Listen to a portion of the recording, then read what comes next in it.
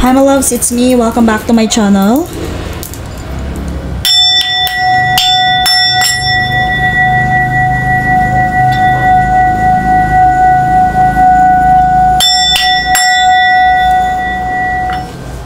In today's reading, we will going to channel some messages from your person.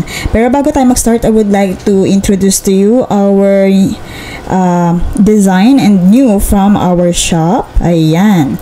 So, meron po tayo dito yung ating powerful na lapis lazuli with evil's eye. Ayan, unisex po siya. Pwede po siya pang lalaki and pwede din siya pang babae. Ayan, available din po sa ating Tiger's Eye. Ayan, ito po yung ating latest collections. Ito ay Bless, Cleanse, and Activate. Ang kaibahan po dito sa ating latest ay meron po siyang Evil's Eye. Ayan, kulay black. Available po yung Evil's Eye natin na round for black. Ayan, kung makikita nyo. And available din siya dito sa ating blue. Very powerful combination. Kasama niya ang power full na Evil's Eye and of course yung Tiger's Eye natin na napaka-friendly. So ito po ay full drill non-tarnish kagaya po ng ating gold dito. Available siya sa gold. Pero ang kaibahan dito sa gold, wala po tayong gems. Dito meron na po siyang kasamang crystals. Kaya ito po, kung kayo ay negosyante, gusto nyo i-protect ang inyong wealth, ang inyong blessings, ayan, mag-Tiger's Eye po kayo. Kung kayo naman ay sabihin nating laging nakakaranas ng psychic attacks at vulnerable pagdating sa mga negative energy, lapis lazuli po ang fit para sa inyo. Ayan. So, ngayon, mag-start muna tayo sa ating reading. Okay. Let's pull cards for situation. Okay, situation first. Divine Feminine. Okay, so most of the energy here is Divine Feminine, the lockdown. Ayan, oh my gosh. And Young Playful. Okay, so this reading is meant for our collectives na divine feminine sa kanilang relationship and situationship. And ngayon, kung makikita natin dito sa ating energy dito, kumbaga more on mental imprisonment. So, dito pa lang makikita natin na masyadong nag-iintindi si divine feminine. Kung kayo yon, my collectives, yes, masyado kayong naka-lockdown kayo eh. Imprisonment. Okay, nakakulong kayo masyado sa sitwasyon na to.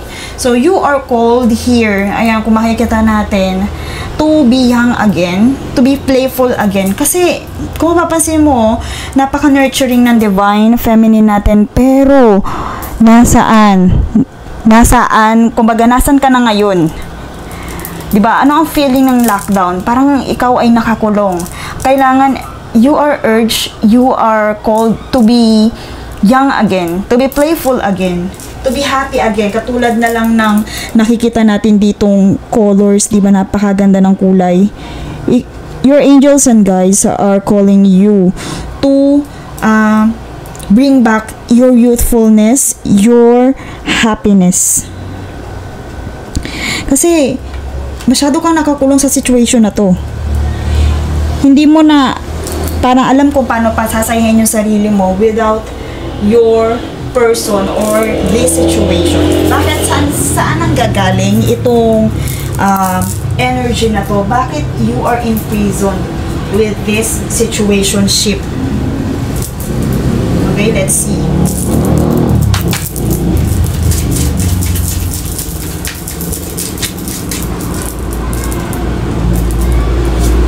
Okay, ayan, you are tied with your karmic relationship. Kumbaga, ganyan, ang karmic talaga, kadalasan, napakahirap kalimutan, napakahirap mag-move on. Parang kahit alam mo na yung lesson na ibinibigay sa'yo, parang hirap na hirap ka pa rin tanggapin. Oh, soulmates. Soulmates talaga kayo. But, sabi ko nga sa'yo, this connection is lots of lessons, girl with the snake. Ayan. You're dealing with narcissist person. You are dealing with narcissist person. Kasi, kumbaga, ito ay talagang destined for you. Medyo, kumbaga, itong tao na you are dealing with someone na talagang meron kayong soul contract, meron siyang kailangan iambag sa buhay mo. Kung pain man yun, kung siya man ang nagkokos nitong isolation na to, nitong darkness na to, nitong mental prison na to, kailangan ma-identify ko ano yung mga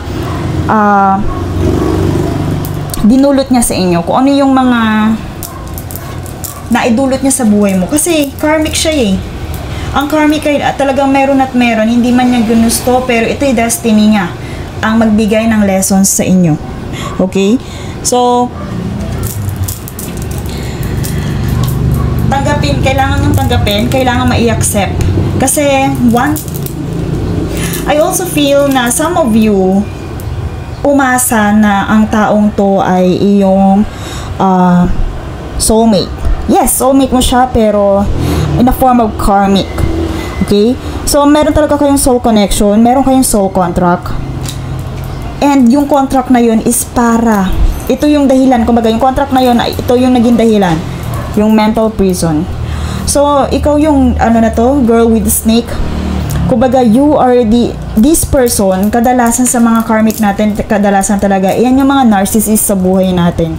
Kumbaga, kung hindi mo malalabanan, kung hindi mo malelet go, nakita mo itong snake, ayan o, nakapalupot siya sa girl. Ikaw yan. Because of this lockdown. Imagine, 2 cards yung nag-align sa'yo na ikaw ay nakatali, nakakulong. Okay, unable. Dito, isa sa mga lessons na binibigay sa'yo ng person mo ay matuto kang maglagay ng boundaries. Okay? Kailangan mong gumamit or matutong gumamit ng boundaries kasi kumbaga madedrain ka talaga ng madedrain. And I also feel na sinusunod mo palagi itong person mo. Sinusunod mo siya palagi.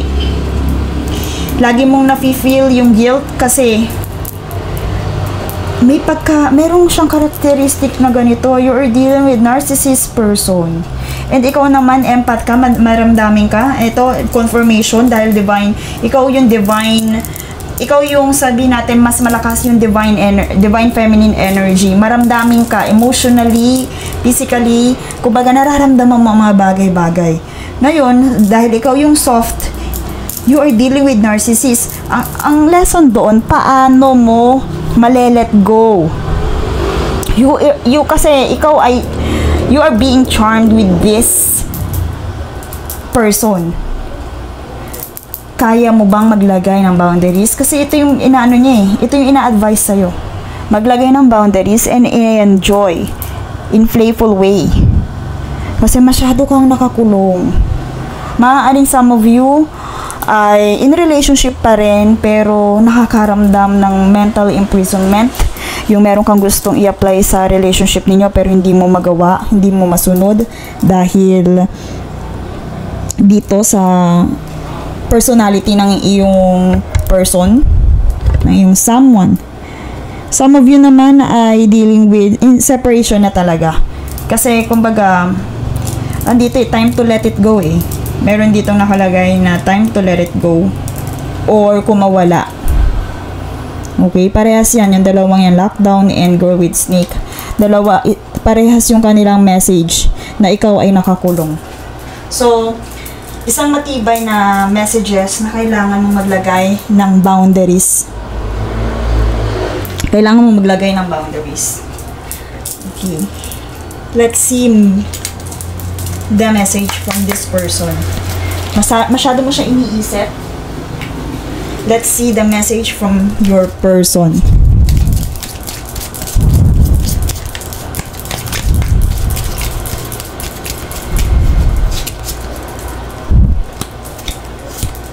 I want to tell you how I feel.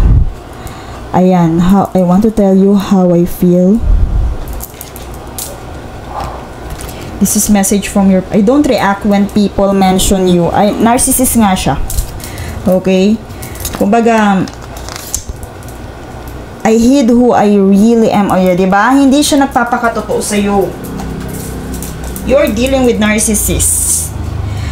meron siyang nararamdaman. Yes, mahal ka ng taong to. Meron nga kayong soul contract eh. Pero kasi yung personality niya, iyon malamang, iyon talaga 99% yung magtuturo sa'yo na mahalin mo ang sarili mo. Laging ganyan yung lessons na binibigay ng mga karmic natin. Self-love and self-respect. Dapat irradiate mo yon.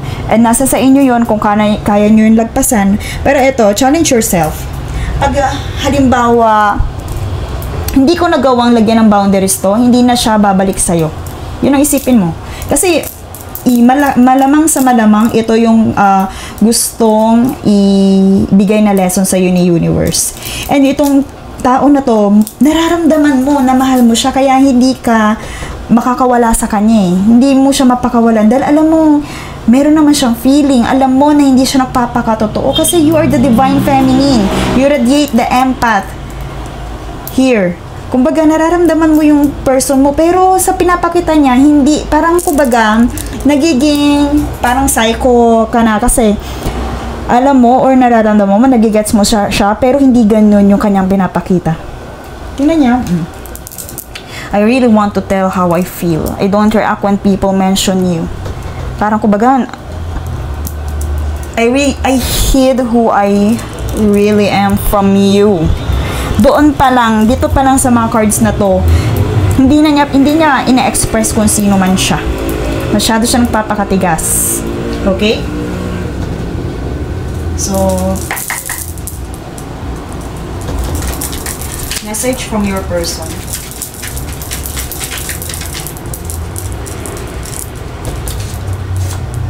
I think we should slow down. Ayan, sa kanya na nagsabi. Siya na ang nagsabi, we should slow down. Maaaring as a divine feminine, masyado kang nag-aalala. Ayan, tingnan mo yung mental imprisonment. Pero, the more, and dito din sa part na to, my collectives are, sabihin natin, being the chaser in this situationship. Reach out. Slow down to reach out. Eto ha. I also feel na yung reach out na yan, kumbaga, dahil meron siyang pride eh. Meron siyang pride, I think so, yes. Diba? Sounds narcissist. Itong person mo talaga. Ikaw, parang kumbaga, ikaw ang may kailangan, ikaw ang mag-reach out. Ngayon, tinuturuan ka niya. Tinuturuan ka ng person na to na maglagay ng boundaries and self-respect. Kumbaga, para sa kanya, kailangan niya na mag-slow down eh. Pero, kumbaga, kung ang isa sa mga, ano niya, ang tawag dito, principles is, isa sa mga principle niya, kung gusto mo may pagpatuloy yung relationship, ikaw ang mag-action. Kumbaga, nasan yung respect doon sa part na yun, kung ikaw pa rin, yung patuloy na mag-a-adjust sa situationship nyo na to. Okay? So, let's pull another card for this situation. Passion. Ayan. You are called to have passion. Allow your heart and soul to sing with joy. Kasi masyado kang nalugmok sa kalungkutan. Okay? Masyado kang nalulugmok sa kalungkutan dahil sa person mo.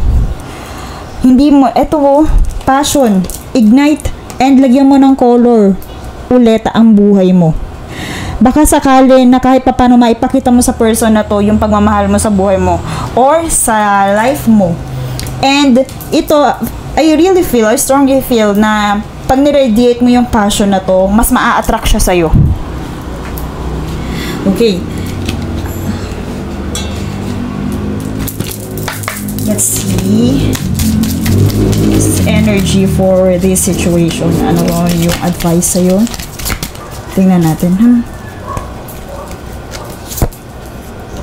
Clarity. Take time to think about your situation to gain clarity. Diba? Ano nga sinabi natin dito? Mental imprisonment. Masyado kang clouded. Masyado mong iniisip itong situation na to. Imagine that. Na, kumbaga,